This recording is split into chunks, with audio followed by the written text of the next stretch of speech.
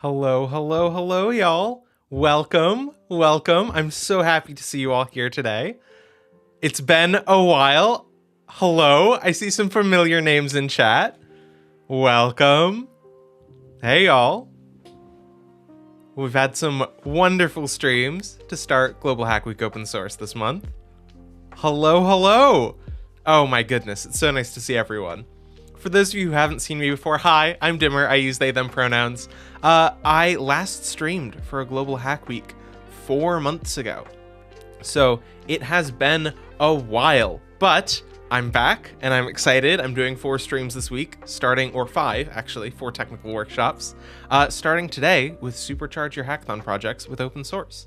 So just double checking here. Can everyone hear me okay, see me okay, and can people hear the music? Is it too loud? Also, theoretically, this stream should have closed captions. Yes, it does have closed captions. So you can turn those on in the bottom of your Twitch screen or on YouTube. It's streaming in both places with closed captions. As you might notice, my stream looks a little bit different from other MLHers.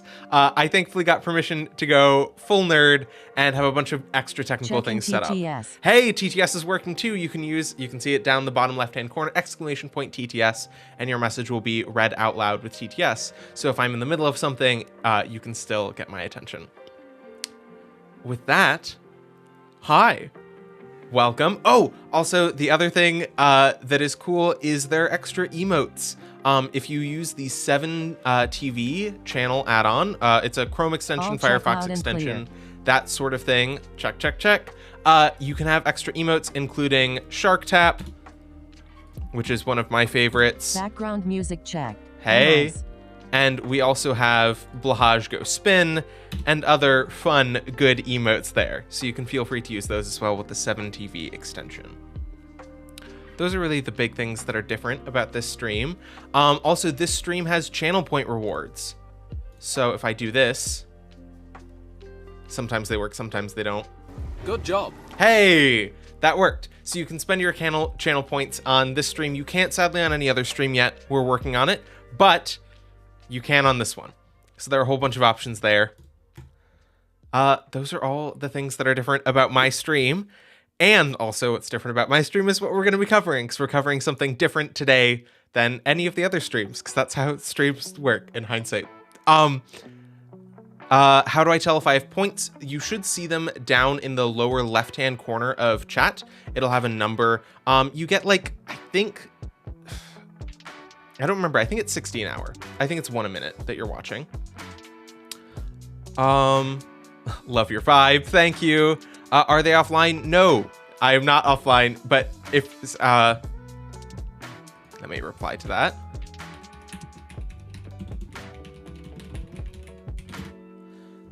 If you ever see that you are like missing something, feel free to refresh the page. When MLH is doing a Global Hack Week and we're switching between streamers, oftentimes Twitch takes a sec to switch over. So I always refresh between different streamers. I got a question earlier from Niraj D1. What are we gonna learn this stream? We are learning about how to supercharge your hackathon projects with open source. So in essence, basically, the point of this stream is that I strongly believe that the best way to get into open source, thank you, is to use open source projects, because the best open source contributors are people who are contributing to a project that they love, that they want to see succeed, that they're passionate about, that they are interested in. So how do you find those projects? And that is by creating your own things. Open source rocks. Open source does rock. That is like creating your own projects. Hackathons are a great place to try these new things using existing open source tools. And that's where you find the projects that you really want to contribute to, that you think of meaning, that are valuable and useful to you. Extension name 7TV. It's a Chrome extension, Firefox extension. And then it just adds extra chat emotes on basically every Twitch stream in existence. Is it beginner friendly? Yes, this stream is very beginner friendly. 7TV, yep. For those of you who haven't been to one of my live streams before, I take a slightly different approach. The point of my streams is not to be super technical as an experience that you'll like leave being like, oh, I know how to write this new code, but rather to show you the methodology and way of approaching projects that I use. Because I think that's what I can teach best. I'm not the most technically adept programmer at MLH. There's so many other coaches and streamers who are way better at all the technical stuff than I am.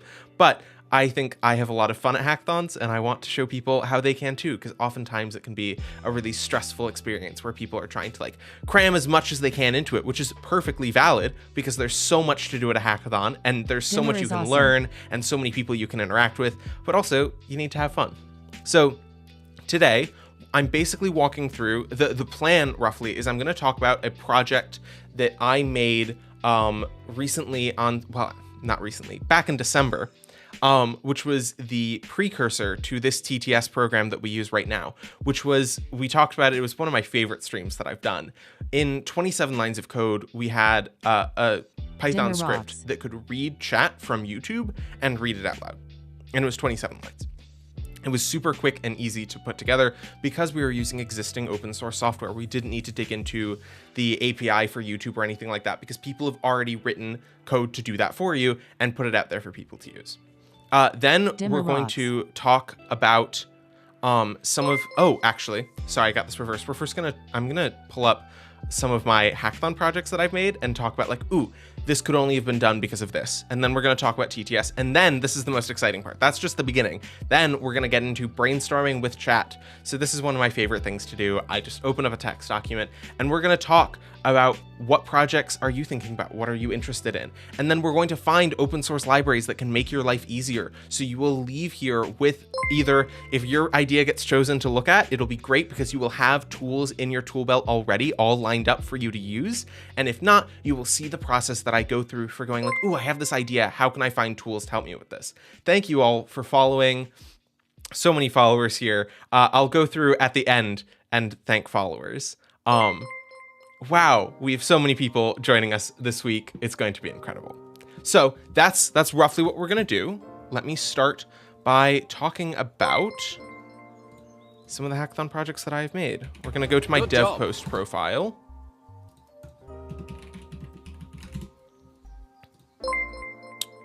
And let's see what the best projects to talk about are. It's a good one.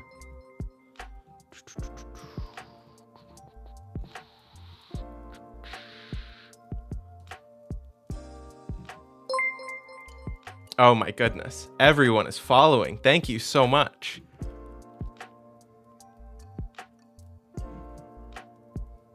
Okay.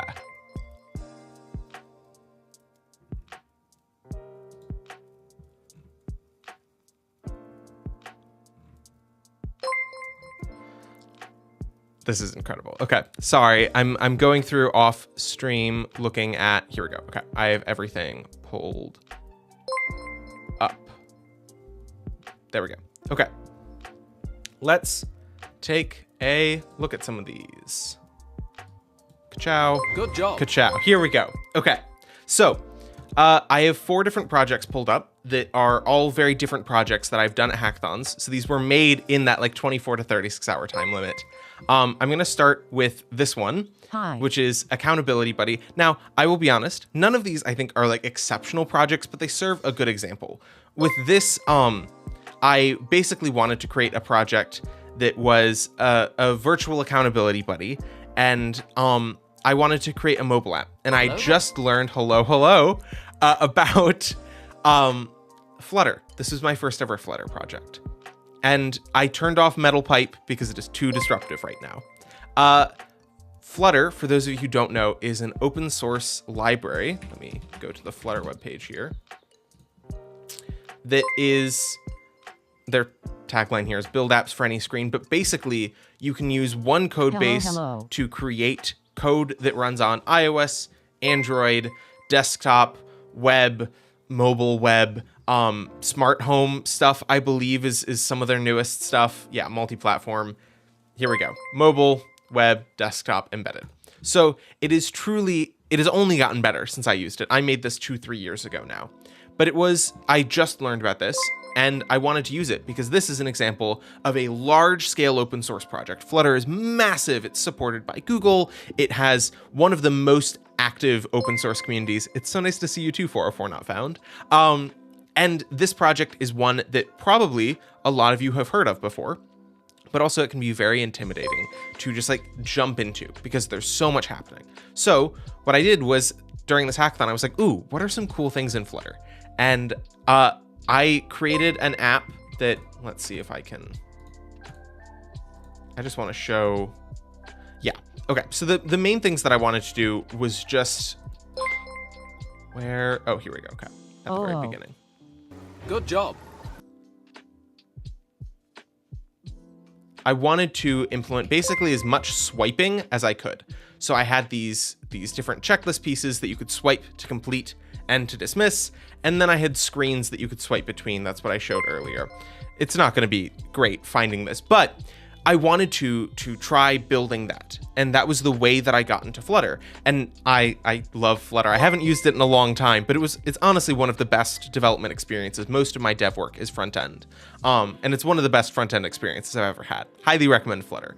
But through making this project, I saw, oh, this is what the Flutter project does in general, and this is the part that excites me, which for me, it was creating UIs that are like so interactive that I can like swipe back and forth between screens and things like that. That seemed really cool. I had never seen how I could do that before. And through this, now if I wanted to contribute to Flutter, if I wanted to get into the open source community, what I would do is, hey, oh look, I know the parts that I find exciting. What are the bugs? What are the issues? What are the things surrounding what I am interested in that can be worked on? So it gives me a toehold into the project rather than just suddenly saying like, oh God, there's this huge open source project. Where do I even start?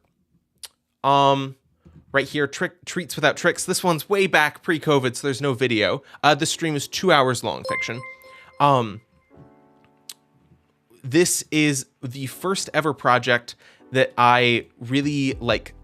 This is basically my first ever UI that I made, that I was actually proud of. And you can see, it's very simple. It's a map, it's a couple of lists, and it's this homepage. But I made it, and I was proud of it, and it was like the first ever thing that I made, and I made it using, oh golly, I'll need to look it up because I haven't used this tool in a while.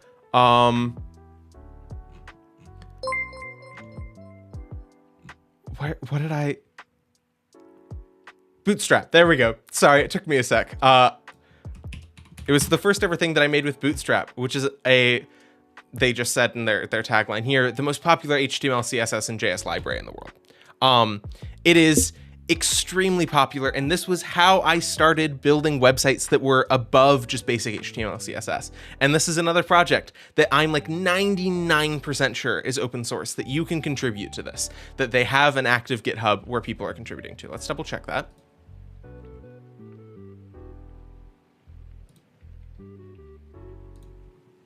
Yep, they have active issues and things like that for you to contribute to. This is another project. Tailwind. Yes, Tailwind is another example.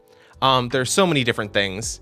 But this, another open source project. And the thing that I loved about this was it was the first time that I built a project that was above basic HTML, CSS. That like that, I had learned that.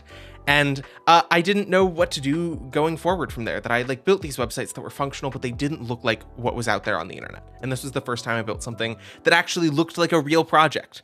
So for those of you who have used Bootstrap before, you probably know that feeling. And again, this is another project that I would contribute to if I was looking to contribute to open source, because I am passionate about this. I think that this project is really cool. I've used it. I know why I like it, which makes me excited to contribute to it. Okay, here we go. Prometheus is a game that I made, and this was the first ever game that I made. And hey, I'm gonna learn Bootstrap soon. Good for you. It's very good. I love Bootstrap. Good job. Thank you. Prometheus is a game that I made for Hackman, and it is a very basic platformer game, but the main twist is that you have like a cone of light around your torch that like slowly gets smaller. The YouTube video isn't going to load because I'm streaming at the same time. But yeah, you have this ring of light. And this was the first ever game that I made, which was really exciting. And guess how I made it? Using open source. This is another huge project. I built it using Godot, which I will have 2 more streams coming up about, with all of the stuff that has come up around Unity over the past couple of weeks. I think Godot is more and more important. It is a The Godot engine is a free, all-in-one cross-platform game engine that makes it easier for you to create 2D and 3D games. It is also open source. Is Godot easy? I wouldn't necessarily say that it is easy, but it is not difficult. It is like on the same level of difficulty as Unity. So it can sometimes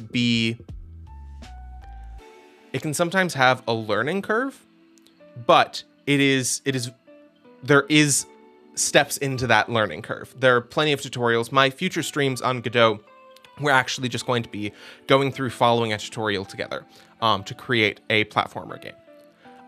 So yeah, this is another project that I'm super passionate about. I love Godot. I think every game that, like, when people are trying to get into game development, they should learn Godot, because all of the things in Godot apply to the larger, more proprietary game engines, but it's open source. You own your code and you get to modify it and use it, and it's becoming more popular. And as an open source project, you can contribute to it. Hey, oh, look there.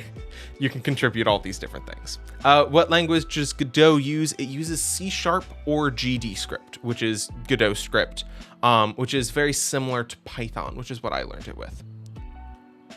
And then the last one, Yogar Yogi. This is a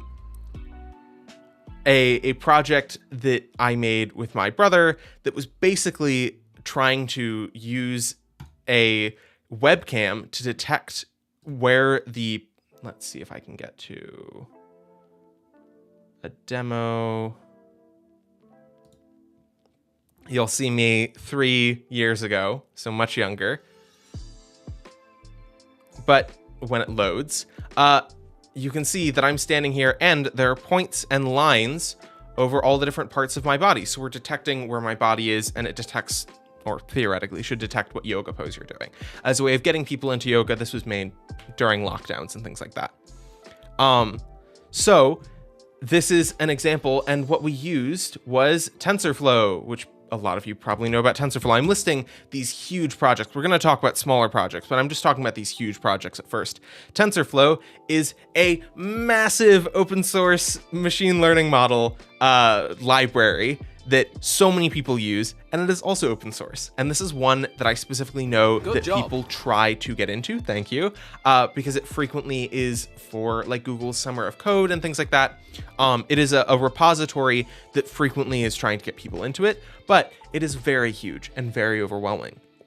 So again, I think it is wonderful for you to, if you're interested in this, build a project with it, build a couple of projects with it, see what you like, see what you don't like, see what interests you, and then use that as the foothold, because getting into open source is amazing and it's fun and it builds community and you're giving back and all of these things. Create better wrappers for ML and JS. Well, there you go. I mean, I love talking to chat because all y'all have such different interests in computer science, but you are all equally passionate, and that is very cool. But yeah, TensorFlow is another example of I didn't necessarily do the TensorFlow aspect, my brother did the TensorFlow aspect, but I learned about TensorFlow through this project, and then I continued to use it in future projects. So that is, oh goodness, so many emotes from all the different people who followed. I'm gonna let that clear.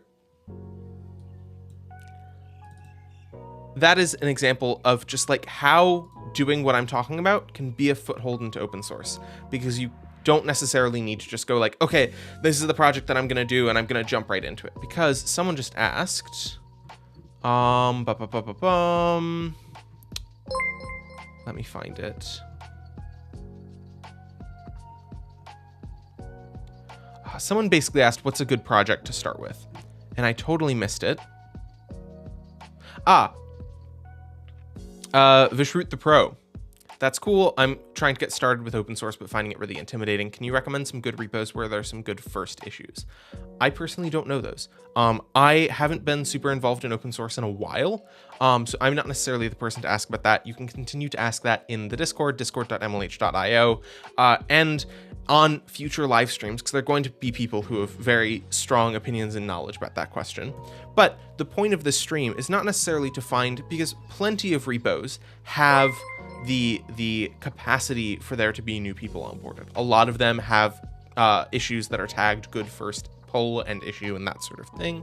So yeah, you can search for good first issues. There are a lot of people who have that. But you aren't just looking for a good place to start, in my opinion at least, because you can find good places to start anywhere, but you want a place to start that makes you excited, that makes you happy, that makes you want to get into open source and continue open source. And that's what we're talking about finding today. Poor Dimmer gets a face full of emojis every time someone follows. So you'll notice I turned that off on screen share. When we had smaller streams, I'm used to streams of like 12 to 15 people. So the fact that we have 275 people here right now, like, hi, welcome. So glad that you're here. I needed to change some things because I used to just have all the bells and whistles on because someone would follow maybe once a stream. And now we're getting so many follows because we have so many new people coming in, and it is incredible. We missed you. Shem, I missed y'all too. Honestly, it has been a wild, 4 months, but I'm so glad to be back streaming. Okay.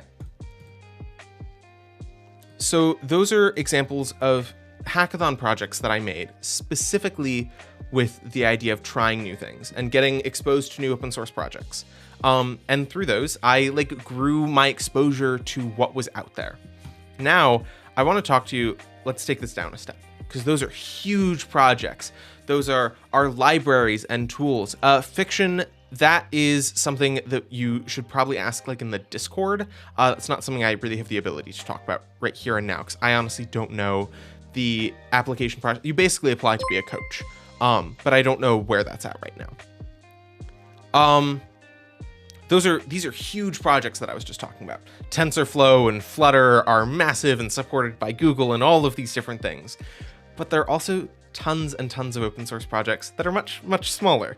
And in this case, those of you who are here in December will remember that project that I made that was YouTube text-to-speech.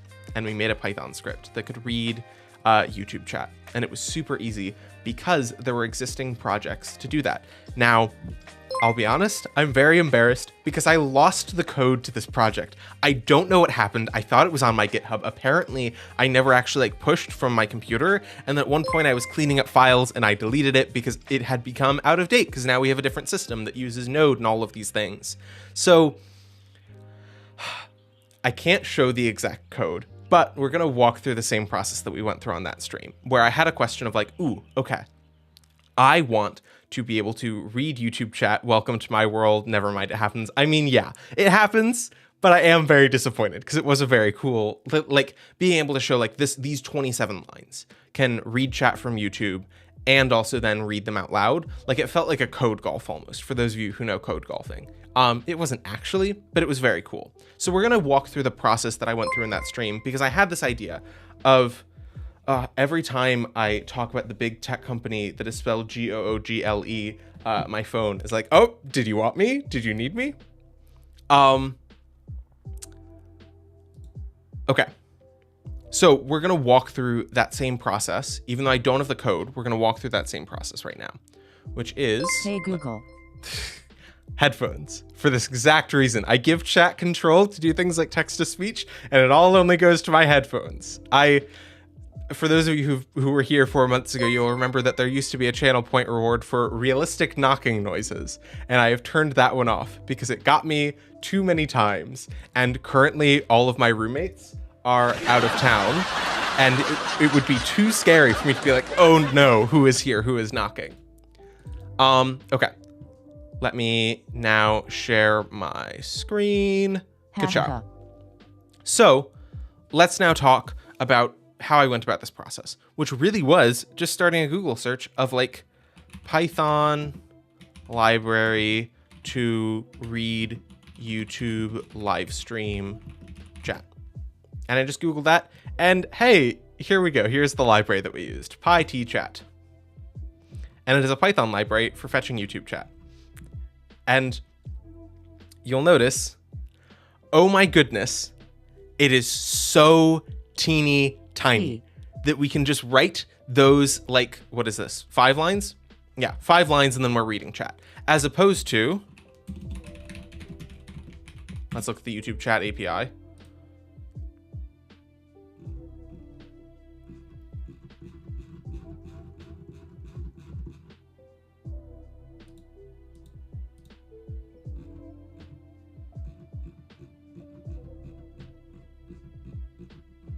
I'm just scrolling through this because I just want you to see how large the documentation for this is and how complicated it is. And for those of you who are like very good at this, you'll be like, oh, it's just like a simple HTTP request and it'll work that way, blah, blah, blah. And I know how to create my tokens and do all of the things. But I'll be honest, I'm not good at that. I tried setting this up. Yeah, the docs seem really big. They really are not. I understand that. And also, when I was trying to set up this stream, we need to sign in to use API. Originally, I was trying to use this API when I was prepping for the stream, and I got really overwhelmed because I'm not very good with HTTP requests, and my tokens and credentials weren't working. And then I was like, oh wait, there's this, and this is the perfect example of like, hey, oh, look, this is okay. So this repository was archived, but this was an open source project with like active previous pull requests. There used to be, and all of these different things. Like, it used to have an active open source community, and now it has been archived, but it had 7 contributors. This is an example of an open source project that is very small, that is easy for you to get into working on, and that does something really cool. And this is what made making that project possible, because I only had 2 hours to make that project with y'all, and we were able to complete it because we only needed to use this. And also, this is an example of open source. And the reason I'm talking about this is because I generally think that when people think about open source projects, they think about the ones that people talk about at the beginning: the TensorFlows, the Flutters, the Godot's, the Reacts, all of these huge projects that like all of code in the internet runs on. And that is cool to be able to contribute to those. And also, it can be really overwhelming, as opposed to here's a small project that does one specific thing really well. And I have used that specific thing in a project, and I thought it was cool, and I would love to help out. And that is, in my opinion, a great way to start into open source. Because if the project is open and active, which isn't always the case with these smaller projects, you have a small group of people that are working on this, which is wonderful, and you get to interact with those people on like a personal level to help out. And it's much simpler and nicer than trying to contribute to these massive projects. Does that make sense to people? In essence, I learned trying to prepare for that stream that you don't need to go straight to the API if someone has already made a library to go through the like middle layer for you. Going through contribution guidelines of some of those big projects feels like going through an instruction manual to assemble an IKEA desk. Yes, exactly. I at one point was trying to do, I'm blanking on what it was called, but it's not Summer of Code. It was like Google's like month of code, basically. It was for high school students. And I legitimately, the project that I chose to work on, I couldn't even get to run on my computer. And I was going through these like pages and pages of documents and support and setting up all of the things, and I just didn't understand. I wasn't a good enough developer at that point to understand how to do that, but I wanted to contribute to open source. Eventually I found something that I was able to help with, and that is like the wonderful thing that there are other things out there. Let me see if this project is still open.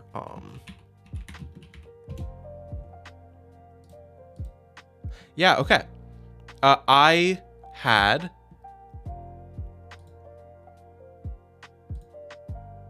an extremely good experience working with Sugar Labs. Sugar Labs was the project that I ended up working with, which is a open source operating system designed for running on lower end computer hardware for teaching children. Sugar Labs, a collaborative, free, Libre open source software learning platform for children. And I made a couple changes to like the web interface for like one of the apps that was about music. And I like made the full screen button work. And that was like a really cool project to be able to work on because it was smaller, because they had a group of people who are working on it. And also I was able to talk to like those people specifically, like one specific person, and have their help. And I was a new programmer. So I made like, their fix was like 2 lines of code and mine was like 10. And they were like, oh, you could do this a lot simpler. Bye, bro. Time to sleep. We'll watch recording tomorrow. Loved your energy. Thank you, Fiction. I'm so glad you were here. definitely watch the recording. And also, I will be back. So stop back by on Wednesday is my next stream, I think at the same time, 2 to 4 p.m. And that one will be about Godot. Okay. Let's scroll back up a little and look at chat. Which programming level should one be on in order to start contributing to projects? That is definitely a personal thing. And it also depends on the project. So the smaller projects that I'm talking about generally have lower code complexity. And you can get started with them at a lower level. Sugar Labs, I was able to get started with HTML and JavaScript experience. As opposed to some of like the larger ones, especially the project that I was trying to work on was a Java project. And I just didn't know enough about Java. I knew how to write Java code. I could write my own Java code, but I didn't know enough about the infrastructure surrounding it. How to set up external Java libraries and testing and all of these things. So I guess that is the specific thing that I would say is, do you have the knowledge of all of, not necessarily how to write the code itself, but the surrounding infrastructure of the code? For Python, do you know how to install Python libraries and how to like set up, I'm blanking on what it's called, but like virtual environments to run your Python in and all of these different steps. This isn't like a super perfect example, but it is in essence, like, do you know more than just the code? And once you get to that point, I think you can start contributing to open source. But I would also like to say that you can try contributing to open source at any level. And depending on the project, some might turn you away and say, hey, come back when you're more experienced. And some might be, hey, here's a great resource to learn and let's help you. And it just depends on the vibe of the project. I guess I will finally learn Godot this weekend or this Wednesday. 404, I'm looking forward to that. I think it'll be a really good stream, and it's going to be a part 1, part 2. So we're going to have 4 hours together to make this. Skadi, we can contribute and simplify the doc. I personally think that contributing to work on the documentation is harder than contributing to work on the code, because the documentation requires that you understand all of the high level stuff to be able to parse it and write things well. I thought that I could start writing documentation, but I learned that what they were looking for with the documentation was to be able to parse a lot more than I was able to parse. That I would be able to read, like I could read a piece of code and figure out what it did, but I wasn't at a skill level, and I'm still honestly not at a skill level, where I can look at a big project and go like, ooh, this is what this project is doing, and here are the different parts and how they interact, which is the level that I think you need to be at to work on documentation for most of the bigger projects. So I would think, in my opinion, start with the code rather than the documentation. Codebay, yes, as a technical documentation writer myself, you do need to understand the entire project to write the docs. I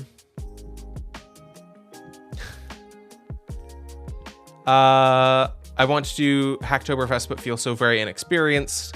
Yeah, I agree with 404 right here. You can totally contribute to projects. It totally just depends on the project itself and the vibe around it. Some might say that you're too inexperienced, but don't be discouraged, because there are plenty of projects that do want people to get into code and get into open source and to teach people all of these things. 404 dropping an incredible link here, firstcontributions.github.io. Definitely check that out. I do have some open source projects. Can I publish and provide more visibility to those here? Shravan, no, this is not necessarily the place to be sending and talking about your own open source projects. Really, the point of this is to look at the projects that are already out there and already large and in use, and how we can contribute to those. So my first OS project, I found a project that needed help with outdated dependencies, typos, and style docs. Yeah, that can, if you're like fixing typos and grammar, like that is the level of helping with the documentation that you can help with. I found it so hard to find a Python beginner project. Yeah, I get that. It's really hard to get into open source because there are so many developers out there who are like career developers who are working at a tech company and have been for 10 years. And that is the level that they're able to contribute at. And as a student, you can only contribute at the level that you're at, which is a student level. And that's really hard.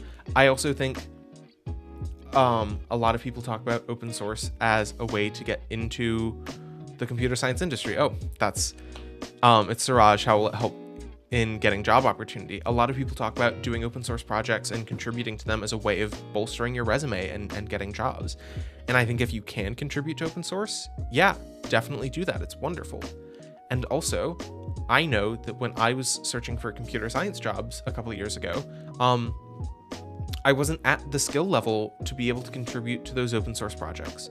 So I found hackathon projects much, much better for me to be showing what I know and to be learning, like 404 Not Found just talked about how Git works and all of these different things, because with a hackathon project, the project was always at my level of experience because I was the one making it, as opposed to being thrown into the middle of an ocean with only a bottle of barbecue sauce, which is a very evocative statement, but that is how it felt like.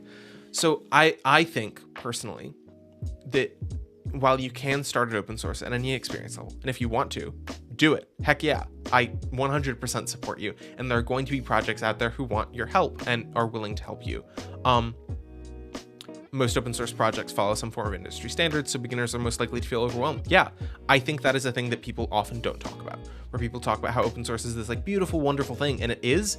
And also, sometimes it can be really hard for a beginner who knows how to write code and can read and write code, but doesn't necessarily know all of the standards and the external libraries and tooling and style and documentation, all of these other things that go into these projects.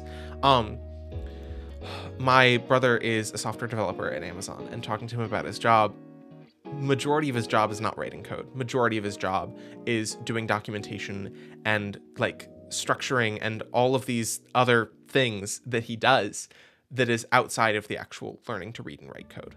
And I want that to be known so that y'all don't feel bad, because I know I felt really bad, because I felt like, okay, I learned Python. I am proficient in Python. Good job. Thank you. And now that I know this, I should be able to be a good developer. And there's so much outside of being a developer, or there's so much being a developer outside just the code that is hard to learn. And it's taught on the job. It's taught if you can find a good open source project that will help teach you. It's taught in those places. But yeah, if you find open source too overwhelming, that's okay. And if you can't find a project right now, that's okay. Hackathon projects are obviously a more accessible way to get into it. And that's okay. That's totally okay.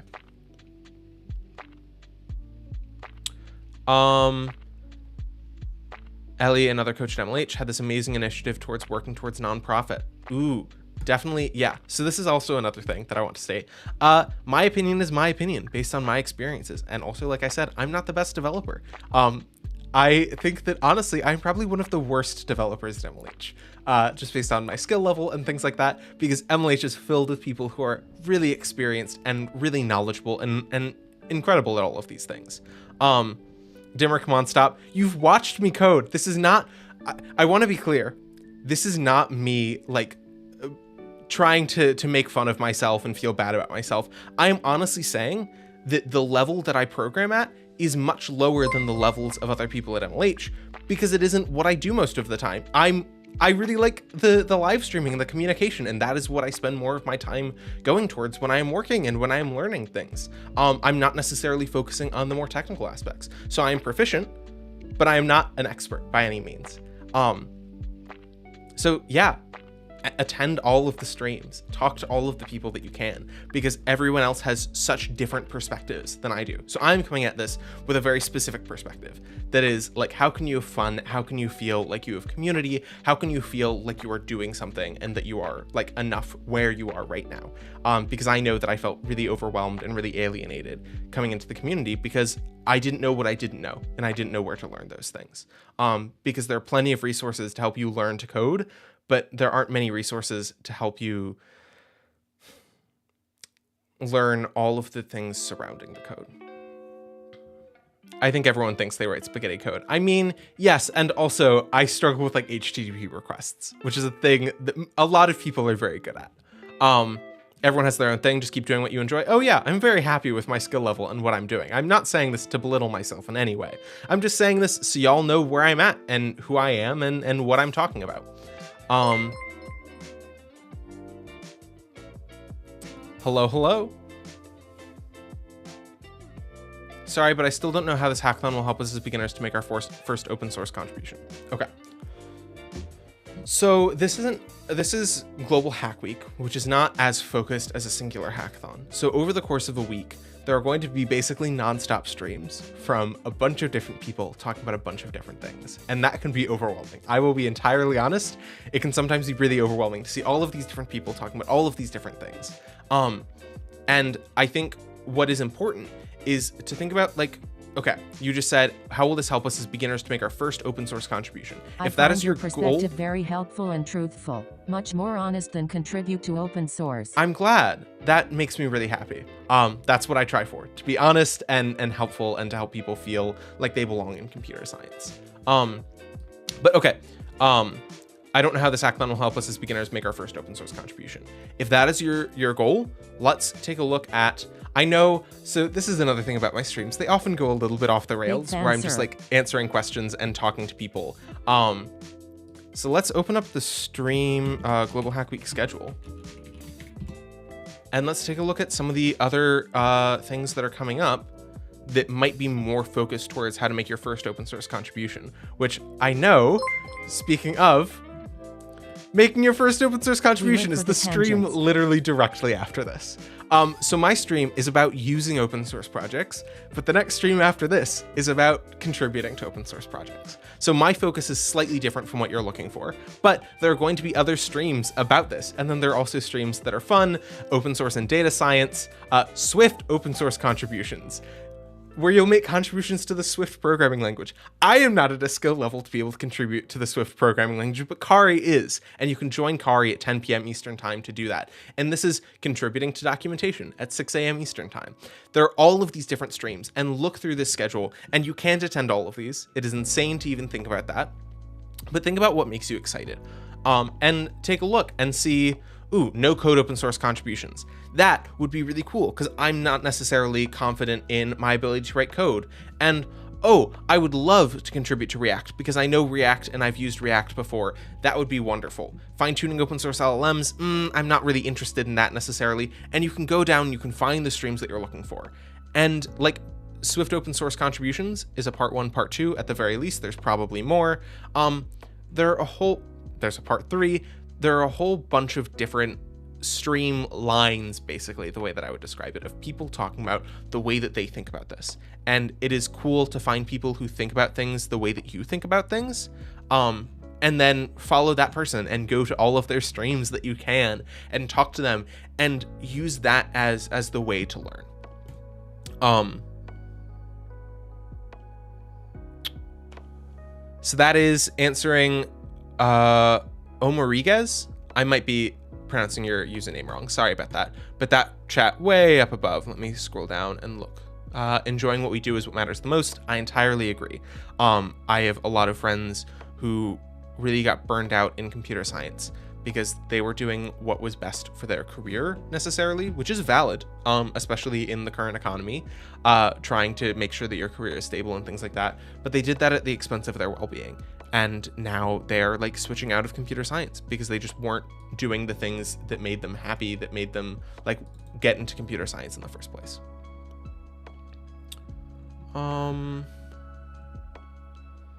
I find your perspective very helpful and truthful, much more honest than contribute to open source. Yeah, I feel like there's a lot of dogma around like, just do this thing is what you should do. And oftentimes that isn't necessarily like, yeah, there's more to computer science than just doing it. Arinda Makash, it'll not directly lead to you making open source contribution. It's more likely to get you some sort of motivation or interest in making some sort of OS contribution. That is exactly what this is. So many cool folks here. I entirely agree. I have an open source repo. So people who are going to, I think this is probably going to happen a lot this week, where people are going to link their open source repos. I have a stream that is, I think it's one of my last streams, that is about all of the different open source and Creative Commons licenses and being able to look at them and tell the differences and that sort of thing.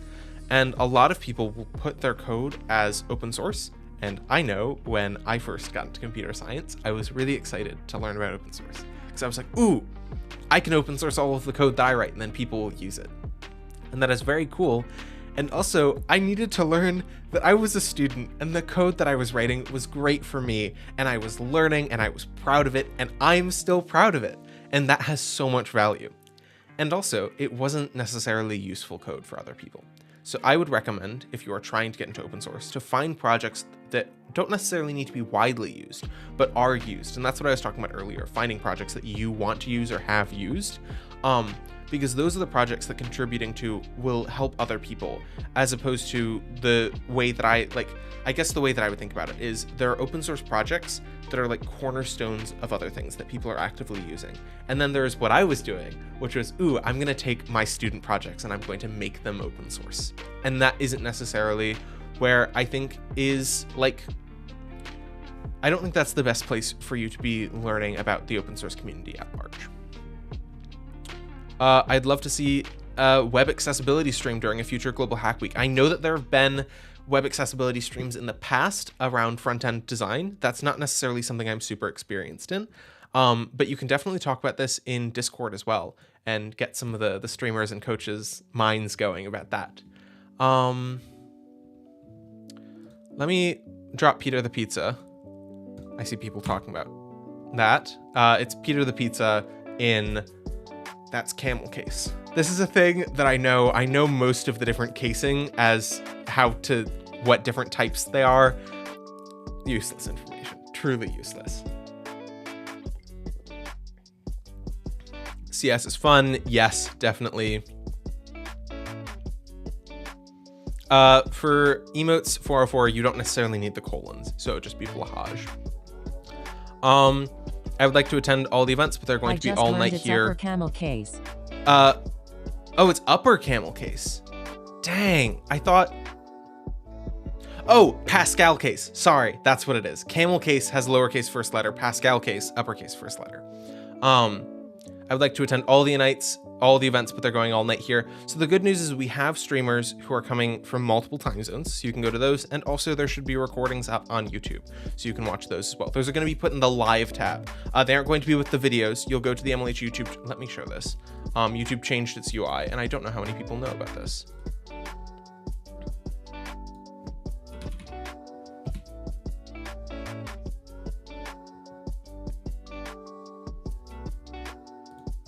So you can see I'm on the Major League Hacking YouTube channel, and if I'm on the homepage, I can see, hey, oh, look, here's the stream right here and now. And then also, we can see that there are these playlists of Global Hack Week, and these are from Global Hack Weeks prior. But if you were to go to videos, you'll see that none of these are Global Hack Week. And for that, you want to go to this live tab. And once you click here, you'll start seeing all of the recordings of different live streams. So, Introduction to Solidity, today in Global Hack Week, GeoGuessr, Scribble.io, Introduction to Web Development. All of these are the recordings. So I don't think recordings have processed yet for this week, but they should be coming up here because that's where they always show up.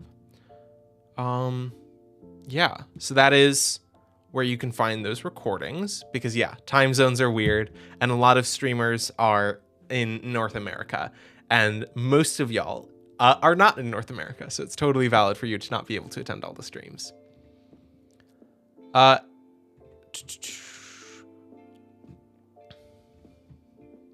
First and foremost, open source is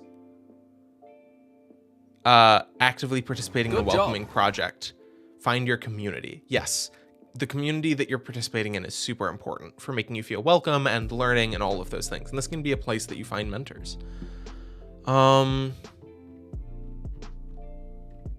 A lot of Peter the Pizzas after I dropped that. I didn't know it was called Pascal case. I'm learning new things. This is useless. No one will ever ask you that. In high school, I just did a competition that was Business Professionals of America. Yeah, gotta love Peter the Pizza. And it asked questions like that for some of their programming competitions. So that's where I learned that. Okay, here we go.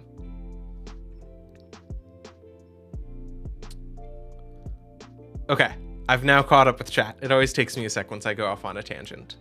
Okay. So I'm going to, I think y'all have asked the questions that you have right now. Names for case necessary for business? No, it is not at all. Business Professionals of America is a really weird organization. And for those of you not in America, you'll never need to worry about it. But for those of you who saw some of my first ever live streams, that was the wall of trophies and medals that was behind me, was from all of those competitions. I was really into it in high school. Okay, so we've now gone through the first things. Let's talk about some brainstorming. Let me open up Visual Studio Code. Oh, while this is opening, a fun little story for y'all. Some of you might remember that I modded my keyboard 4 months ago. And it was funny because I talked about that it might be a fire hazard. So it didn't catch fire, but I totally short-circuited parts of it. And it no longer charged the battery. So a couple of days ago, I needed to go through and remove all of the mods that I made. Oof indeed. So I just wanted to give you all that update because everyone in chat was just like, you shouldn't be doing this. This is stupid. Like, why? You're telling us that you did it wrong and that it is a fire hazard. And also, I'm just like, yeah, but the thok is so good. Let me see if I can get myself a little bit more in focus. There we go. CSS uses kebab case. And then Python uses snake case. By the way, what about that laptop that is also a fire hazard? I think it is held with duct tape. Not duct tape, electrical tape. Not a fire hazard, just slightly jank. There's a part, it's a laptop where a layer of cooling touches the RAM and was short-circuiting a RAM module, and I just needed to cover it in electrical tape. That's off to the side. I don't use that laptop very frequently anymore. Okay. Just finished my exam. Let's get Hacktoberfest going. Heck yeah. Okay. Now that I've told y'all some embarrassing stories, so you'll never trust me again, because you know that my judgment is inherently flawed, let me create a folder for this Global Hack Week, and then we'll get started with our brainstorming, and we'll find open source projects for y'all to use in your projects and for you to contribute to. Let's create a new folder that is Global Hack Week open source.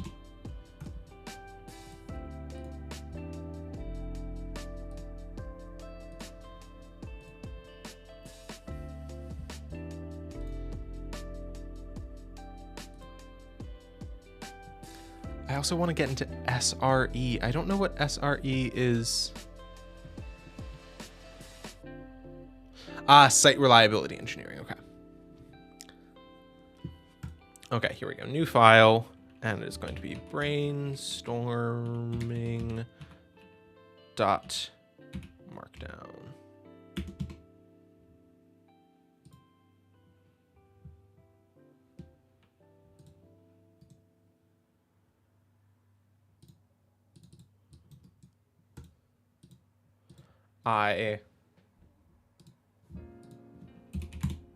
There we go. Okay. Are we meant to be speaking your screen right now? No, but now you are. I was just setting it up. Okay, so let's talk about or let's say chats. Chats, ideas for projects. What are some things, not necessarily talking about open source, but what are some things that y'all are interested in making? Anyone tried Obsidian? Oh, I love Obsidian. When I am a student who is doing things on my computer, my most recent classes, I've been taking notes in a notebook, but I use Obsidian for all of that. Okay, so here's where I'm going to be, actually, this is another thing that I do on my streams. I like to have people take a break in the middle because I know that streams can be really intense, and I want to give people a chance because they're back to back to back to stand up, move around. An awesome theme song and alert that goes off when Dimmer starts streaming and locks every app except Twitch. Okay, we'll get to that. But first, we're going to take like a 5-minute break, I'm gonna set a timer that'll be up on stream. Stand up, get Biobreak. some water. It'll be good for me to get some water as well. Bio break indeed. And then we'll be back. Give me 1 sec to set that up.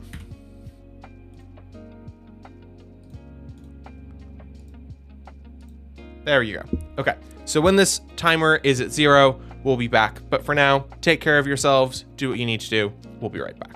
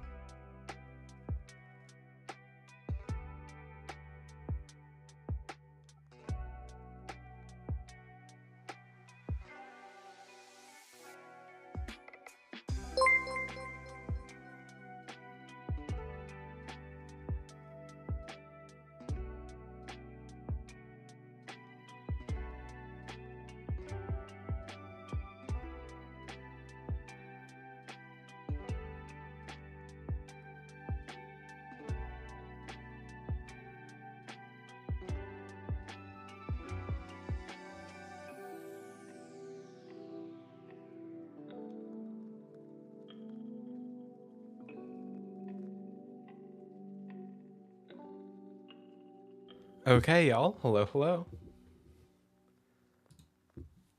I'm back. Is the music... Okay, it was just between songs. Hey, hey. We dropped some viewers, but I always think it's worth it to encourage people Time to to take a break. spam ideas. I mean, basically, yeah. It's literally 4:04.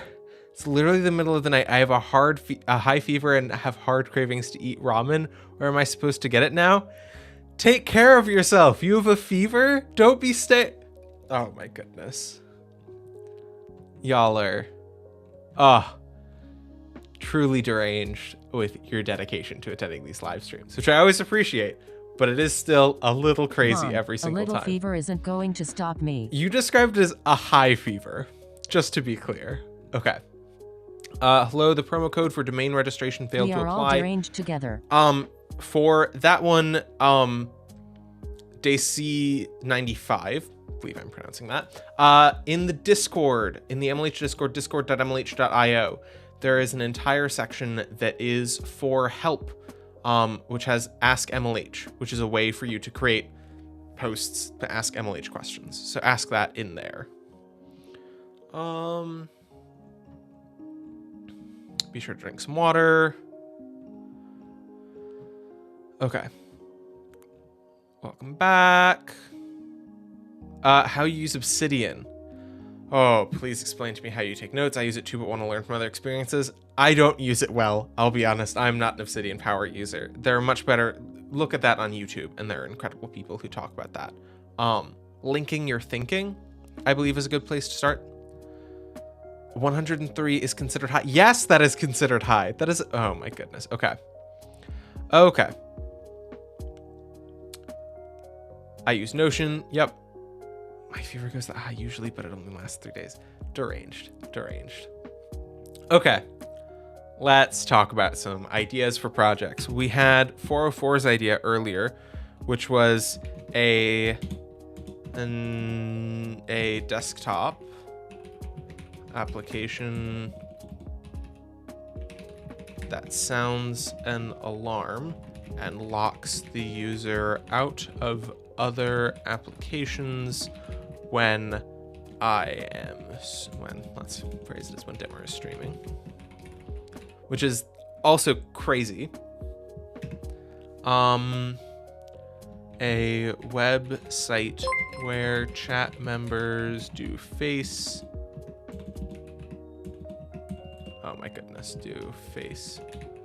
reveal by adding their selfies to the page. That's cool. There was one that was right before we took a break. What's Obsidian? It's a markdown note-taking app. So it's similar to Notion, but not really, because Obsidian uses only plain text with a couple of tags like the ones that I'm using here. And it can be like, it can work with things like GitHub to like back things up and move them across accounts and things like that. Whereas Notion is much more closed in the way it approaches things. If Notion were to go down, you wouldn't be able to read your documents. If Obsidian were to disappear, all of your documents are available in plain text. Website.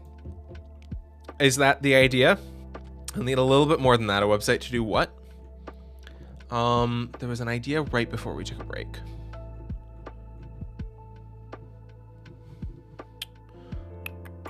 Watch recording. A page that's to share the songs we'd love and want others to hear. I realized I could just copy these rather than typing them out. Any other ideas for projects that you want? Oh, here we go. Okay. Social media for pets. I'm taking at Polarvoid's idea here. I like that. So where we can make our own plugin for Twitch. Okay, great. So we can add custom emotes using 7TV, which is what I would recommend because a lot of people already have 7TV installed, but it's a good project to talk about. To do application where you can see what your friends are doing. Ooh, that's a good one.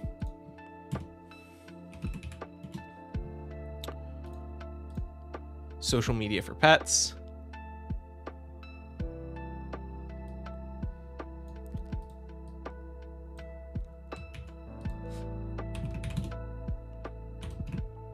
MLH Chrome extension.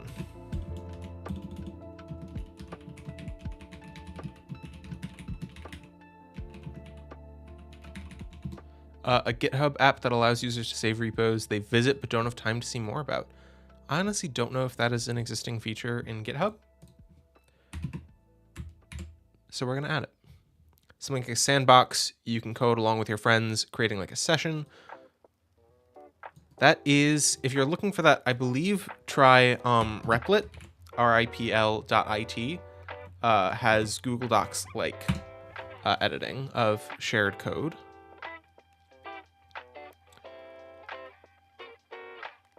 BuzzyBee BMI calculator.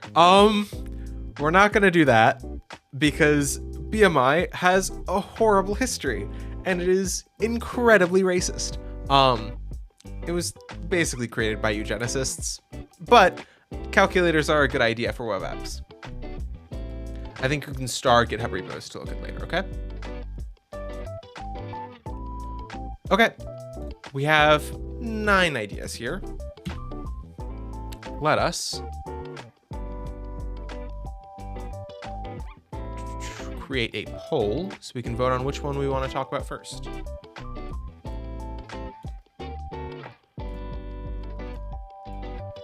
Okay.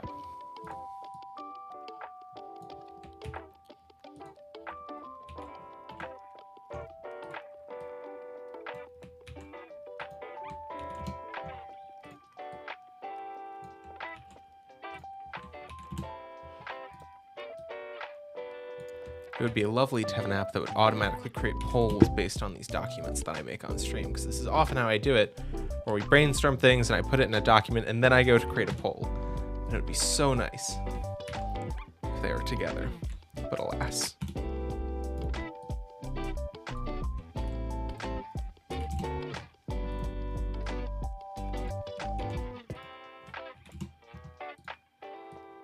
Okay. Oh, there we go.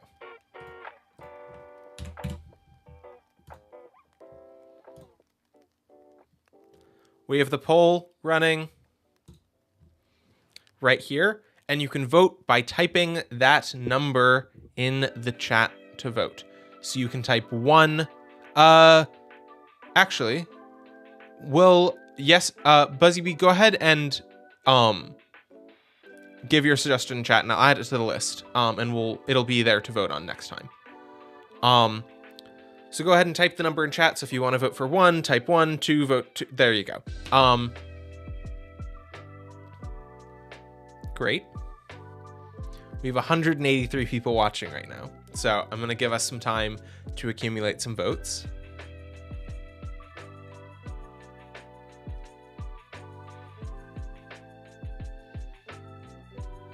Just to be clear, we aren't going to be building this. We're going to be talking about what tools and specifically what open source tools and libraries we can use to create a project like this. So if any of y'all wanted to create a project like this, you would have those resources. And also you can see the approach that I take to go about finding these tools.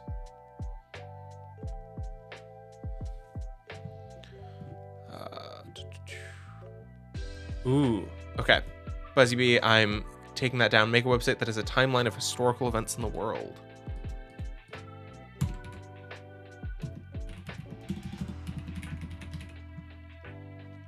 I think there might be like 1 or 2 people watching in YouTube. This typing the number to vote only works in Twitch chat, unfortunately.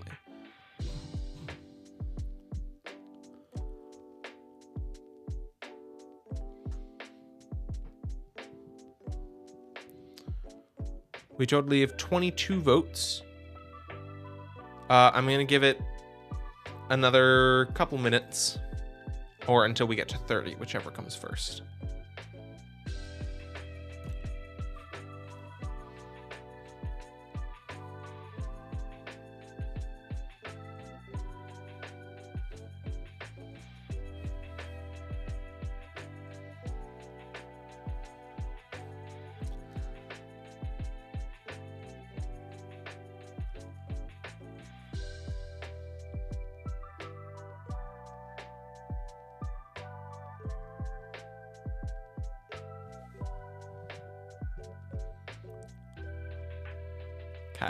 Giving people one more minute. Yes, I'm posting an image of my dog if number 2 wins, and like the meme if my pet knew how many photos I have of them on my phone. It's funny because my roommates are out of town. Banana, who is their adorable cat, I'm taking care of her, but she has been around me the entire time because she really always wants attention. And she is currently just lying on my bed, and she has been there all day, and it is truly wonderful. Okay. Good job. Thank you. Okay. I think that is enough. Great. Okay, we got 27 votes. And one is number 2, and then what was in next place? Goodness, I'll need to bring this over to the other screen to take a look at that. Next is the GitHub saving. And then the Chrome extension and song sharing are tied. So let me denote that in our page.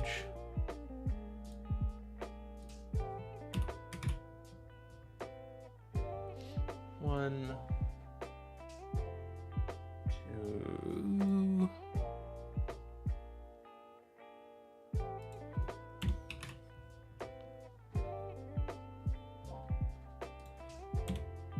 Three.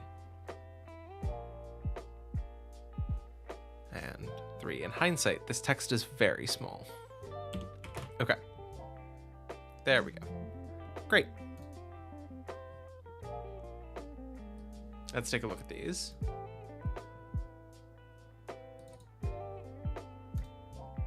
Ka-chow.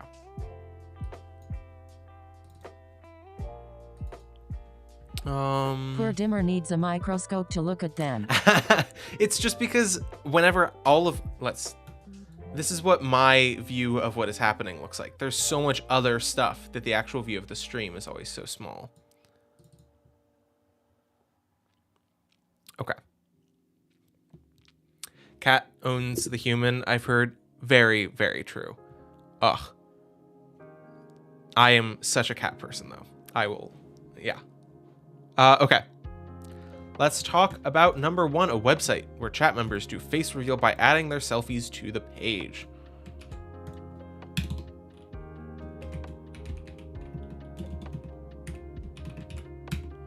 So, okay, let's break this down into its component parts that we would need to make. And the way that I think about it is we need web hosting of some kind. We need the ability to upload photos. We need the ability to display photos. And we need the ability to associate photos with a name. This is what I think of as the minimum viable product. Let me make this one bigger for y'all. There we go. This is what I think of as the minimum viable product for what we're looking at. And for those of you who don't know, minimum viable product is the idea of what is the least amount that we can implement that'll show a proof of concept for this idea, so we can see if this idea works or not. And that is always what I shoot for when I'm making a project for a hackathon or on stream or anything like that, because in this case, you'll notice that I don't have the ability to have like user accounts or like a friends list or you to edit your photo after it's been uploaded and all of these different things, a slow reveal. You could add all of those things if you wanted to. But like 404 just said, we are building the most basic structure. So we're starting at the very basics, and then we can add on to this from here if we are going to make this. And let's talk about each of these. So web hosting, there are a ton of different web hosting solutions. That is really just a question of what is your preferred way of going about it. Y'all know that I believe that TTS is hosted on Netlify. I'm like 90% sure that that's what we ended up using. But we're going to skip over this because hackathon sponsors and things like that. Like, you can find a good web hosting solution when you're trying to make a project based on what credits you have access to. I suck at that. I really do. I always make it more complicated and end up having to duct tape some solution at a hackathon. This is such a mood. So as y'all know, oh, wait, Banana's getting up. Hi. Hello. She's just looking at me. I'm going to pick her up.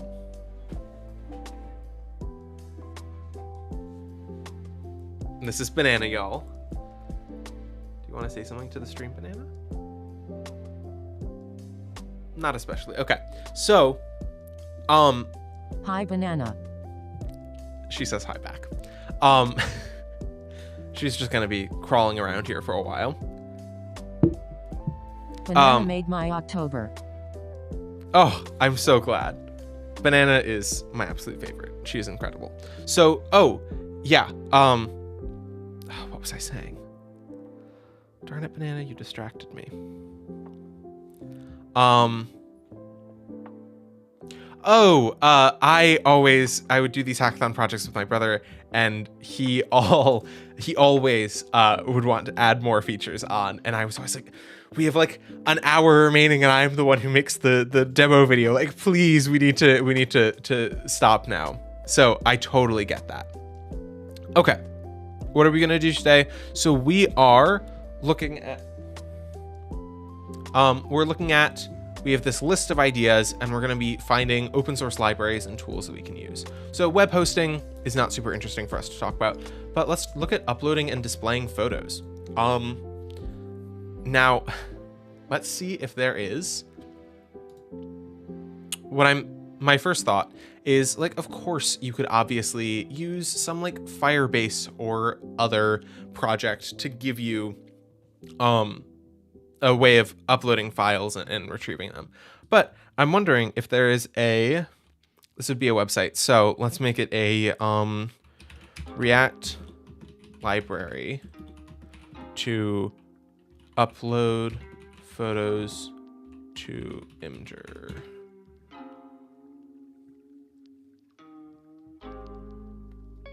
Which, this is an example of what I'm thinking of. Ooh, someone just uploaded uploading photos using Malter. Never heard of that. I'll add that in a new tab and we'll talk about this.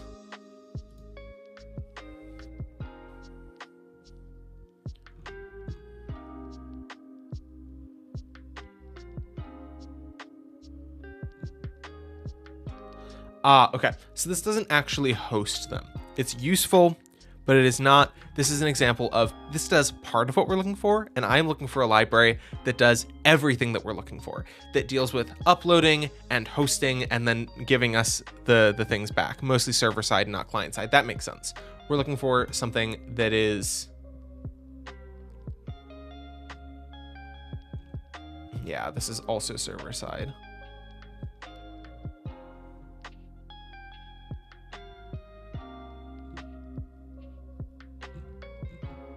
What I'm looking for is something that we can just use that'll deal with the hosting and upload for us. So let's take a look at this. This isn't what we're looking for. It might not exist.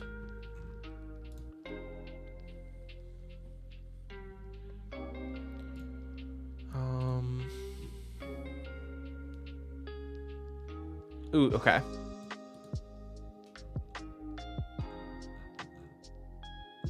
Project structure. Create an Imgur account.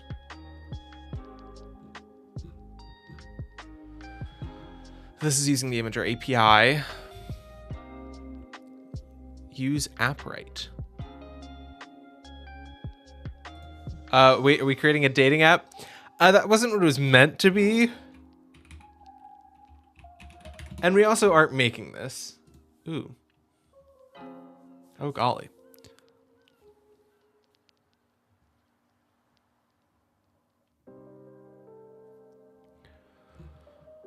Okay.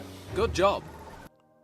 This is the first time I've ever actually heard of AppWrite, which is nice because the more of these that are out there, the better. Okay. Good to know.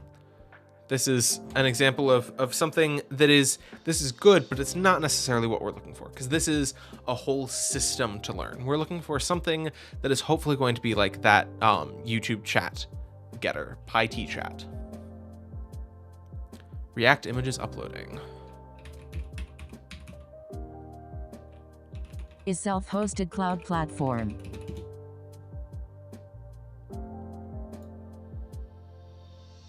Ooh, the simple image uploader applies render props pattern.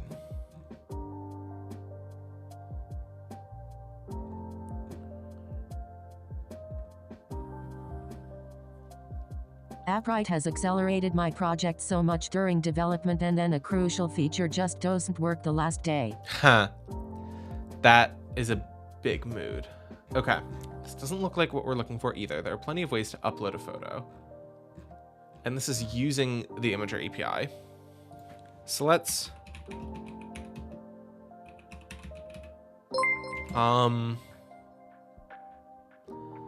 Yeah... Let's try just HTML, CSS, JavaScript. So again, we aren't making this. I'm just trying to find... Actually, I'm going to try something really quickly. We're going to cheat a little bit.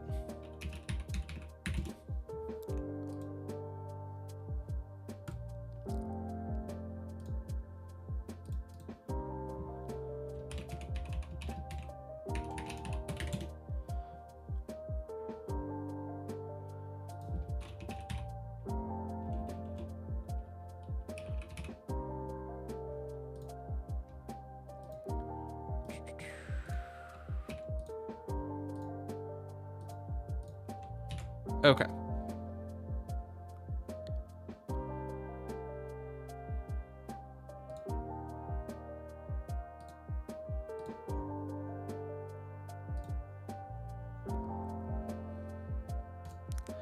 For those of you who don't know about ChatGPT, which I would assume would be very few of you at this point, ChatGPT is a large language model that is designed to give you responses that it has scraped off the web.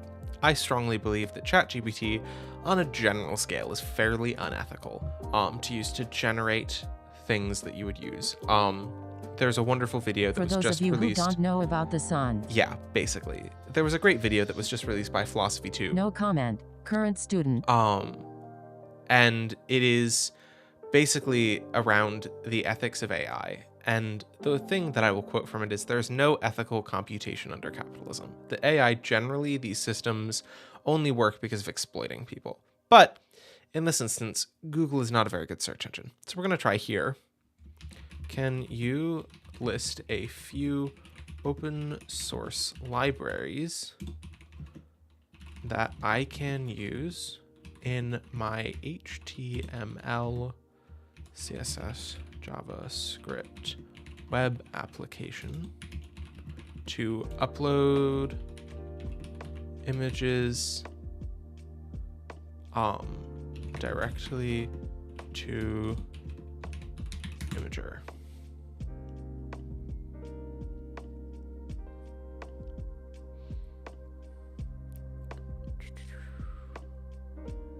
My Google is now a generative AI search. I don't know how it got that way. So that is a feature of Google Bard, which if I show you Google Chrome, I use Firefox for most of this, but Google Chrome has all of my like stream prep stuff. It's where like, hey, oh look, here's where the closed captioning is happening. It's this button right here that is Search Labs, where you can turn on and off, specifically here, generative AI on search.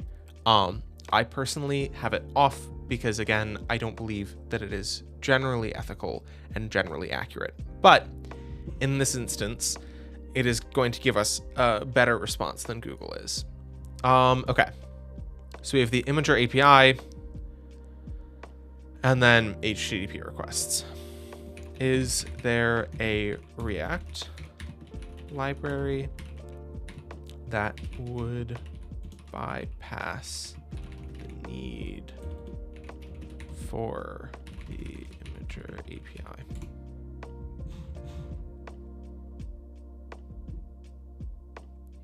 Okay, does not exist. Is there a library that allows us to upload and store images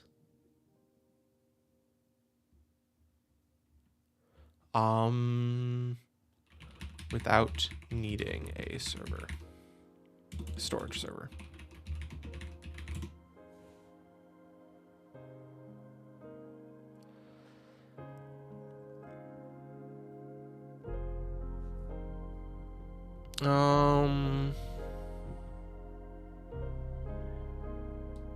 Let's look up Cloudinary and see if it's real, because again, sometimes it makes stuff up.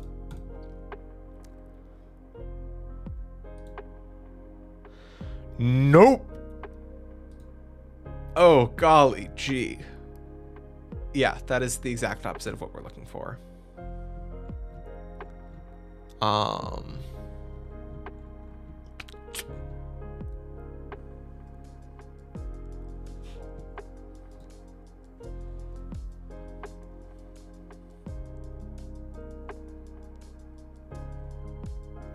Thinking.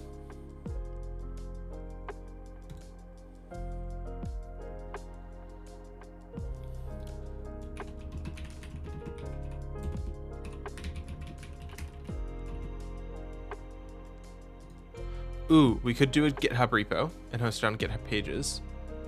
Is there a Python library that can upload images to Imgur without the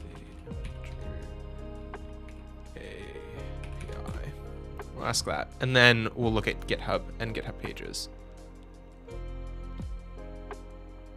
I'm not necessarily looking for one library to rule them all. I'm just looking for something that'll act as a middle layer without...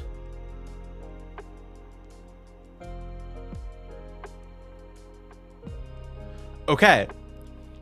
Here's the thing.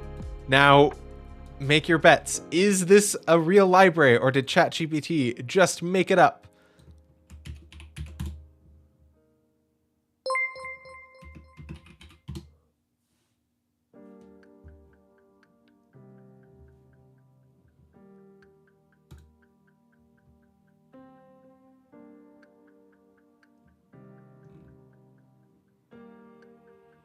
Ooh.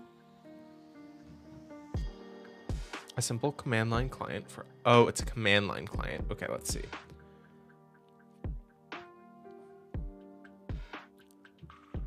So you still need your credentials.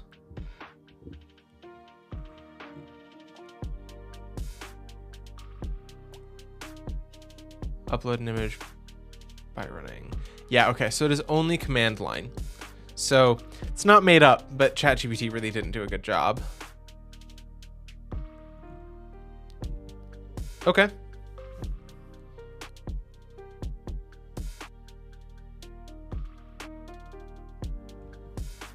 So we give it the client ID.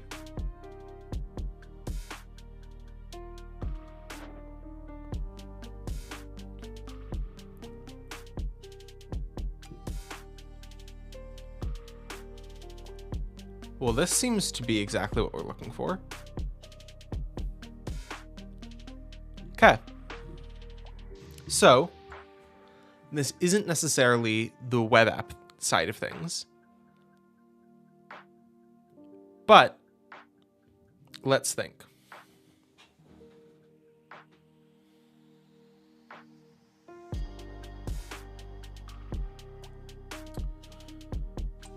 How do I deploy a JS app We that could runs use in Flask terminal? FastAPI for the web app. So yeah, 404, I'm thinking about that, if this would run in Flask or not. And I think it would. I'm not super experienced in Flask. I've used it once. You know, that's actually not the point of the stream. We found an example of a library, which is what we're looking for. And then Banana wanted to be let in. I have like basically a cat flap for her in my closet, but she occasionally forgets that it exists and gets needy and is like scratching at the door. Okay, great. I think it's easier to just use GitHub and let folks create pull requests to upload their images. I honestly think so too. If we were going to make that, I think that's the best way, especially with this community. But we were looking to find some libraries that would do very specific things that would simplify the process, and I think this did it. Not exactly what we're looking for this project. You're not paying attention to Banana, so she needs to let you know that.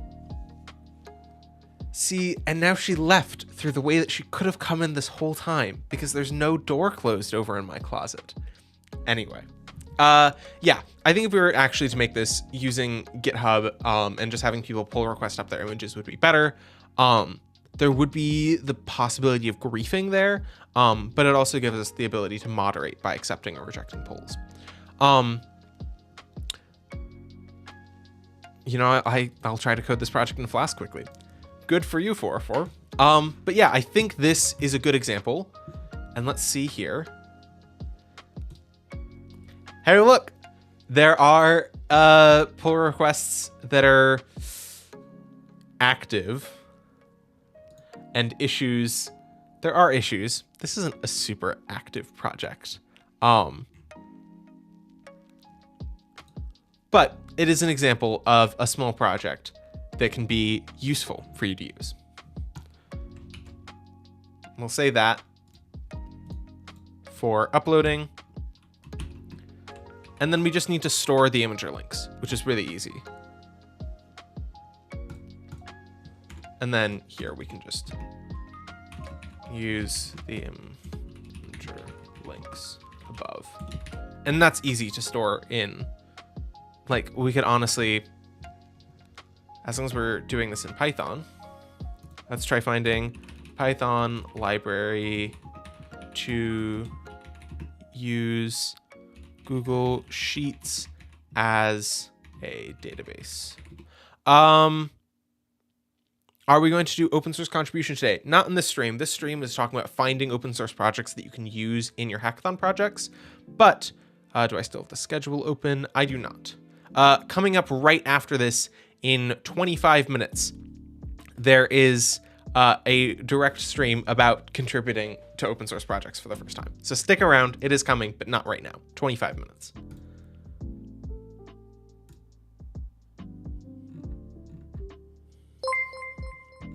Google Spreadsheet API. I really, again, I don't want to, the goal is to not need to learn every API. And honestly, ChatGPT is the best place that I've found for finding these, because this is where we found originally the PyD chat as well. Is there a Python library that allows us, oh my goodness, I can't type when I'm live, to use Google Sheets as a database? And you might be wondering, why would you need this? The reason why is, again, we're looking for something that's really simple.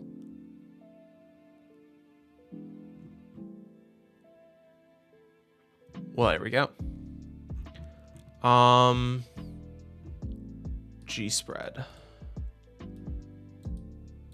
Let's see if that's fake or not. Hey, there we go. Google Spreadsheets, Python library. Create credentials. Yeah, you'd still need to create the credentials, but then open the spreadsheet and then update a range of cells. So then we would use this as our database for storing the names and the imager links, which means with the combination of these two things, we didn't actually need to set up a real big database, which isn't always the most useful. Again, it can be really useful to set up a database, to learn Firebase and all these different things. But in this case, it is not needed for our project. And I think this is super cool for like a hackathon project or something that you're making quickly for fun, which is a lot of the development that I do these days. Being able to just combine a couple of things like this to be able to just go in and change a Google spreadsheet if something happens and have all the things hosted not by you is a great combination of things. That's idea one. We found some libraries. And again, you need to write this in Flask, and Flask isn't always the best, but it's possible. Okay, let's take a look at a GitHub app that allows GitHub users to save repos. Specifically, let's look at this being a Chrome extension, because I think it would be really cool if you had a Chrome extension that would just add a button on the page that you would click, and it would just add to a list that is stored on your computer in, let's see if the Chrome extension can parse your bookmarks, and it would just add to a bookmark folder. That would be very cool. Idea Flask isn't 2. always the best as a regular Flask user and supporter. That is the understatement of the century. I know it's jank. I've, again, used it once, and it was difficult. I was working at my local library, and the person who worked there before me created a Flask app to deal with something. And my boss now needed me to update it, and it was legitimately easier for me to like completely rebuild the project in React, and it was better for everyone. Everyone had a better experience using it than to use the Flask one. So Flask is controversial, I know. How are you sure the library is secure? So that is the beautiful thing in this instance. The libraries really aren't doing anything that demands security. We aren't hosting anything directly with them. We aren't like, in essence, these libraries are acting as the middle between two things. So technically speaking, the library could steal your credentials, but that would be so hard and so complicated that I don't know of any attacks that have actually happened with that. The worst case scenario with any of these, in my opinion, is for it just to not work. I don't think there's any actual downside to trying these. I might be wrong. There's a reason I didn't stream for Global Hack Week security, but I don't think there's any downside. Exclamation point Discord unfortunately doesn't work, but the link that you want is, let me double check if it's discord.mlh.io.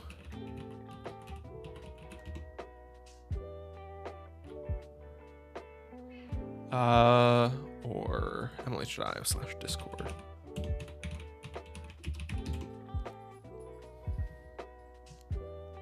I would go to discord.mlh.io, and that'll give you the Discord invite to get to the Discord. Oh, hi, Banana.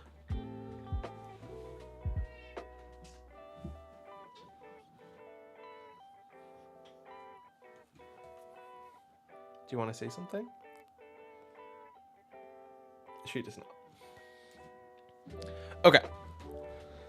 So, we want this to be a Chrome extension. Banana. And we want it to be able to write saved pages to bookmarks. And then read and parse bookmarks. Chrome extension docs are great. I know, I built one Chrome extension, and it was really good and really easy.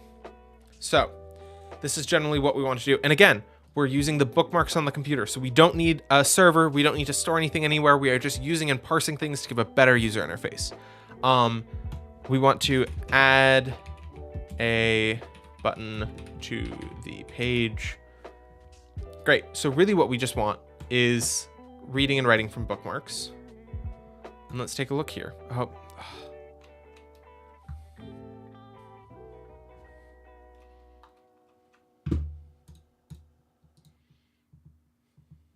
Okay. How to have a Chrome extension read and write from bookmarks.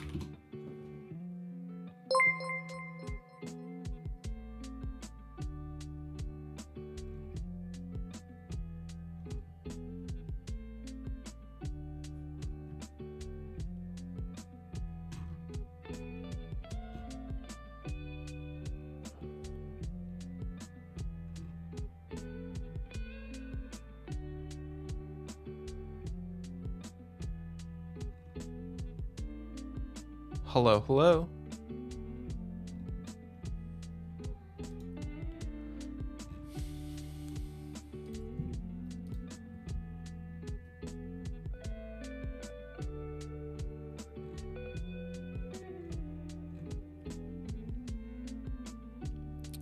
Well, here's something. If I switch to just talking. Ah, Banana's just out of screen. She's right here.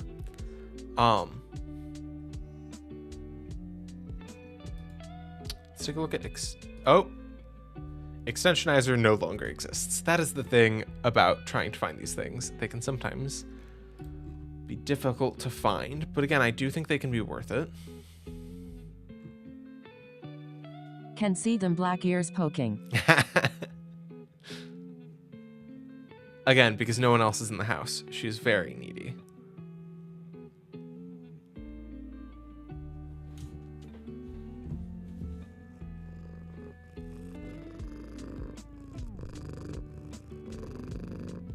Y'all should be able to hear that. Okay.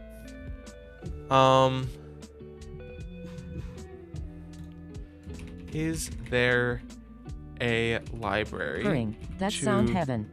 allow us to create and edit bookmarks in the browser Banana purrs. through a web app? Let's see.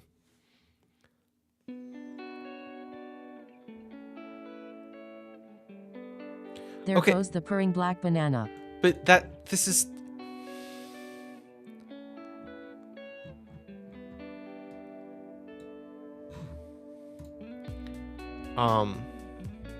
How would I write a browser extension to edit the user's bookmarks?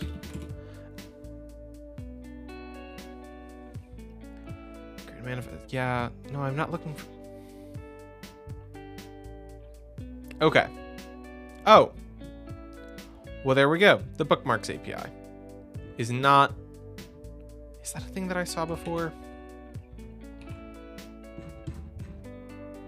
It is.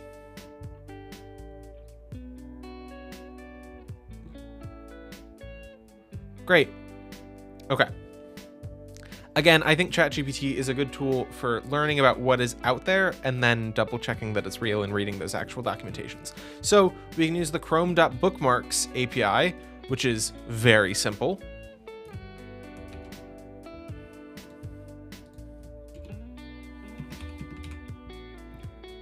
And this allows us to write to bookmarks. And then can we read bookmarks?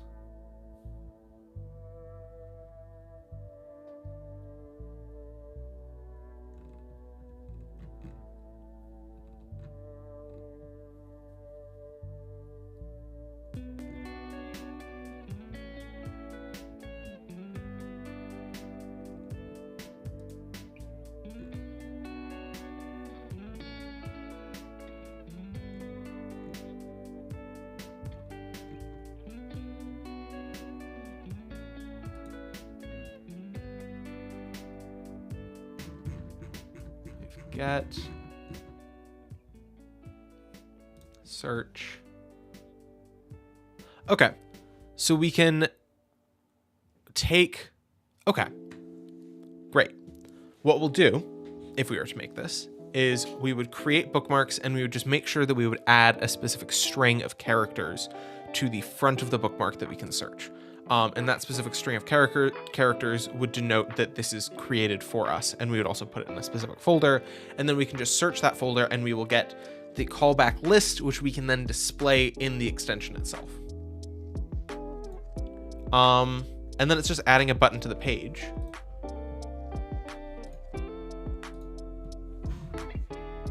How can we use a Chrome extension to add a button to an existing web page the user is viewing?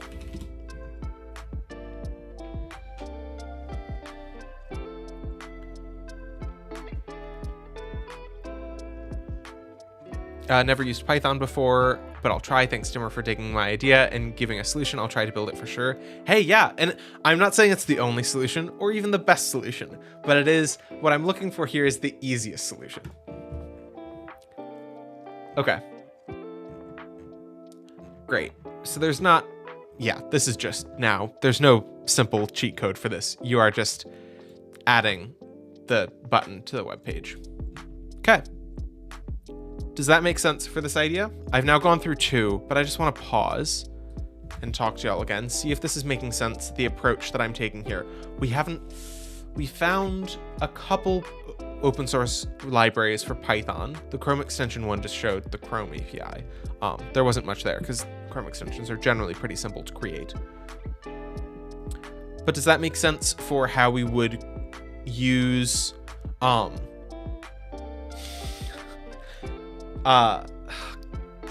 whenever banana walks by, my brain just goes blank because I'm just like, ooh, cat, soft, pet. Does that make sense for how we would find Major and League use Banana. Open source libraries to be able to speed up the process? And do people have any questions about that? Again, the point of this is to supercharge your hackathon projects. The idea is you have 24 to 36 hours to create something, and how you can create the coolest thing that you can, the most usable thing that you can, in that short amount of time. So finding people who've already written the code for you is always really useful, and can often be a lot simpler than trying to dig through the API. Again, the YouTube chat example is the best example.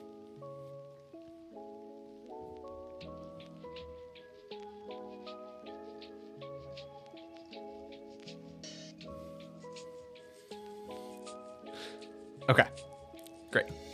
With that, we're going to, oh, Banana's headbutting my computer because she wants attention so badly. Ugh, she's so needy. Okay, let's take a look at our next ideas, which are tied for third. We have an MLH Chrome extension for the latest updates, which I'm going to skip because we just talked about Chrome extensions. And then a page to share the songs we love and want others to hear. Great.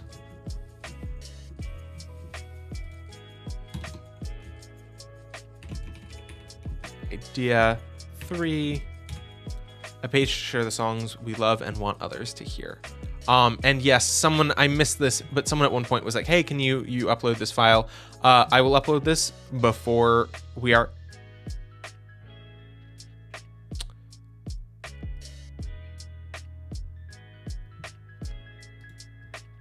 done with the stream.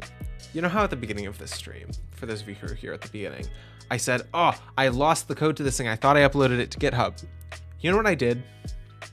I said on that stream that like, oh, uploading GitHub for like 27 pages, setting up a repo, that's like too much. So I'll just give y'all a pastebin link. But I don't have a pastebin link. And I was literally about to say that again for this, but no, it is going up on GitHub so that I can get to it in the future if I need to. Okay. So for this idea, really what we're looking for here is a way to be able to, when the user is typing something in, find songs that are already existing. So we want to be able to like search and autocomplete songs. And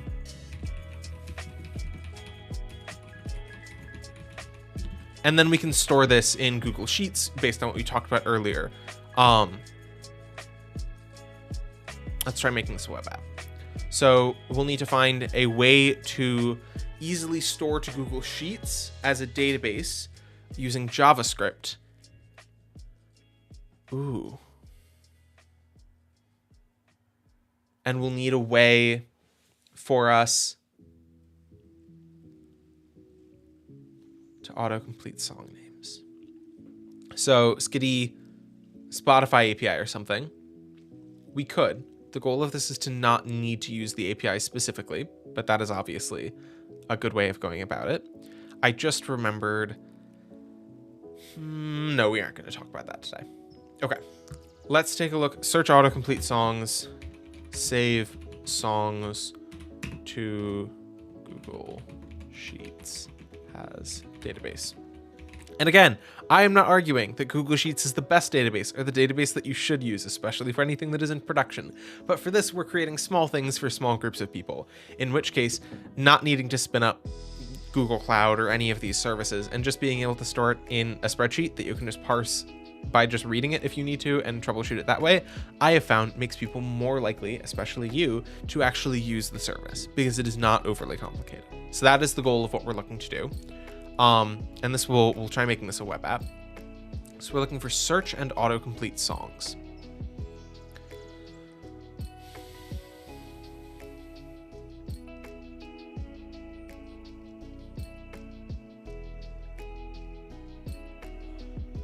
Let's just take a look to see if something exists. Is there a React library? Just like Shazam? Basically, yes. Only Shazam listens to what is existing around us, and we are looking for a user to type it in. So it's sort of Shazam adjacent. Is there a React library? Oh, I'm not screen sharing. There we go. Is there a React library that would allow us to search for a song name with autocomplete without using an API like Spotify directly? Let's see. Again, I don't recommend that you use ChatGPT to like copy and paste its output, but for this sort of thing, and I wouldn't even use the code. I've tried one time. You'll notice here that I went through and I was like, ooh, this would be a great test of ChatGPT to write a Python script to download all the videos in a YouTube playlist and download their thumbnails as PNGs. And then I just wanted it to then encode the YouTube video as MP3 and use the thumbnail as the MP3 cover. And you can see the actual code itself is pretty short, all things considered. And it took me so many attempts to actually get it to generate it. Would not recommend. Anyway, let's see. Data source. Prepare a list of songs. What about HTMX? HTMX. Ooh. Dimmer saying that worked. Thank you, polite even to the AI.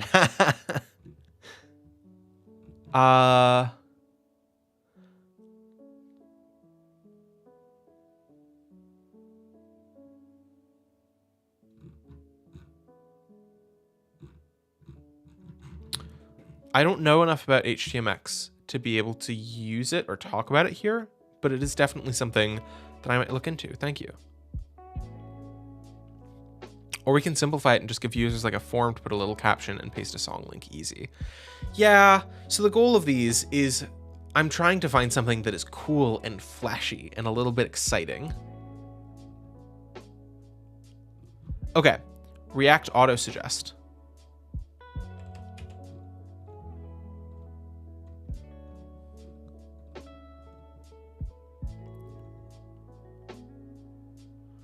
Ooh. Okay, let's take a look at, let's split this into two things. Hi, Adam, welcome. Can ChatGPT not search by music lines? We don't want to use ChatGPT actually in our project. It's just, y'all saw how hard it is to get Google to actually give responses to this, because Google is deeply broken. Blahaj is here. Blahaj is here. Banana is no longer here, but she has sometimes been here. Okay, let's look at, is there a library to get a list of song names and artists?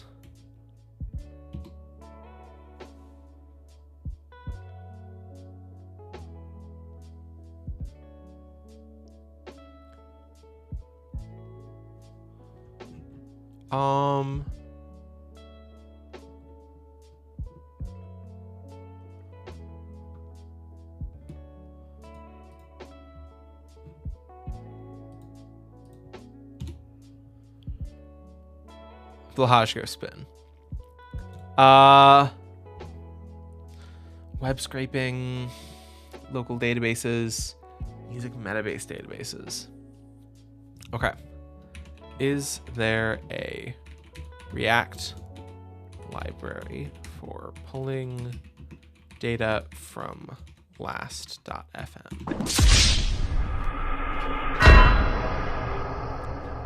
I mean, I don't think that was... Adam, I don't know why I died, but apparently I died. No, there's not. Ugh. Okay. I'm slightly... Oh my goodness, I just noticed the time. Hey, y'all.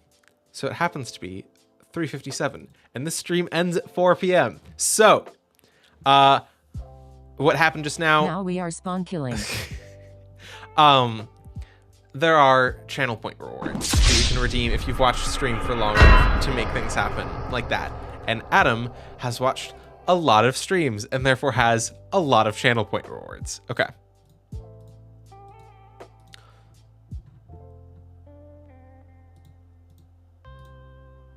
Okay.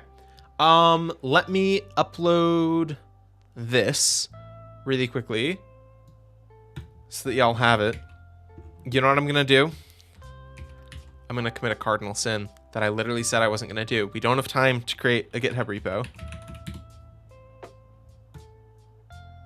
So I am literally just going to paste bin it to y'all.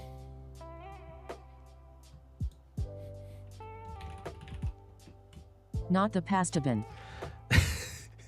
I love how TTS pronounced that.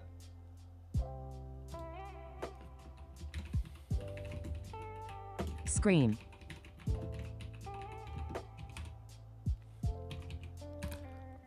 Not the pasta bin. Okay. Great. That is dropped in chat for y'all. GitHub Gist. Oh, that would have been good too. I'll need to find a better solution for this in the future. But it is 4 p.m. It is like about to be done. So, I want to say thank you all so much for being here. This has been an incredible stream. Stick around because right after this is contributing to your first open source project, which is a thing that a lot of people have been asking about, which is super exciting. So stick around for that. And then my next stream is going to be on Wednesday of this week. I believe at the same time, 2 to 4 p.m. Eastern time. There will be an announcement about it in the Discord, and it will be open source game development using Godot, which will be very exciting. So stick around for that as well. Where can we find you on socials? I'm not really on socials right now, but follow up about that in the future. Thank you so much, Dimmer. Yeah, I'm so glad. I've exhausted my energy. I mean, yes, please rest, take care of yourselves, and also, if you can, attend the next stream. Thank you all so much for being here. This has been a joy and a pleasure. Stick around for the next stream, and I'll see you all next time. Happy hacking, y'all. Bye.